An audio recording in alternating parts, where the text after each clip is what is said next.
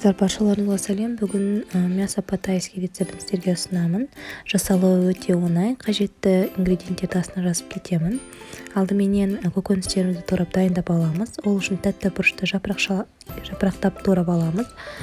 Өздеріңізге жалпы қалай ыңғайлы солай турауға болады. Тіпті жаңағы соломка етіп турауларыңызға болады. Өздеріңізге қалай ұнайды солай турасаңыздар болады. Қиярды кішкене ірілеу етіп турайсыздар. Ірілеу соломка етіп. Сәбізді мен соломка етіп турадым. Ал жаңағы пиязымызды полукольца етіп турадым. Дәл видеода көрсетілгендей етіп барлығын жаңағы турап дайындап аласыздар. Барлығын дәл видеодағыдай етіп жасап турап аласыздар. Яғни тағы да қайталаймын, сәбізді соломка етіп, ал пиязымды жаңағы полукольца етіп турадым. Қыздар, мен жалпы қазір етті қалай жасағандығым жайында осылай жаңағы айтып кетемін. Жалпы мен видеосын түсірген болатынмын, бірақ белгілі бір техникаға байланысты ол менде жазылмай қалған екен. Сол себепті мен жаңағы былай озвучкамен айтып кетемін.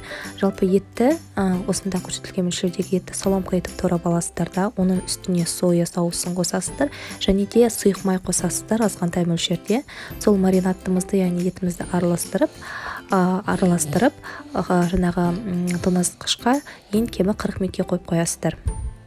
40 минутке қойып қоясыздар. Кейін оны құрғақ табаға алып, жаңағы саласыздардағы құрғақ табада газдың бар қатысында жақсылап тұрып, жаңағы соус, маринаты тартылғанша жақсылап тұрып қуырып аласыздар.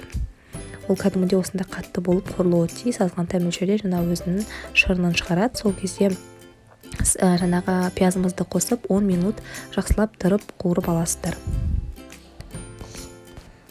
10 минуттай жаңағы қуырып болған соң осы яғни етіміз бенен пиязымыздың үстіне сәбізімізді қосамыз.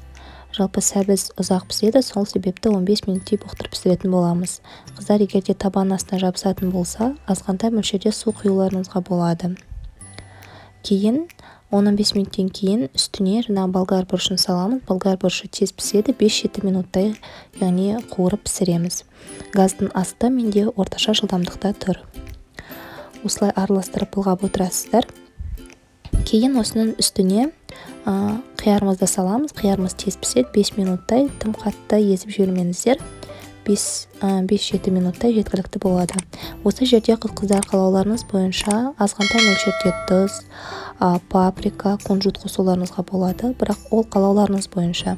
Тіпті қоспасаңыздар да жалпы сояның жаңағы дәмі жақсы татымды болады, бірақ мен қостым. Кунжут қостым, азда паприка, азғантай мөлшерде тұз қостым. Қыздар, міне жалпы дайын болды. Гарнир ретінде мен күріш жасадым. Күрішпенен бірге, яғни тәлеутелерге салып бере берсеңіздер болады. Ұнаса лайк басып, комментарий жазып кетіңіздер. Менімен бірге болғандарыңызға рахмет. Сіздермен болған мен Райхан.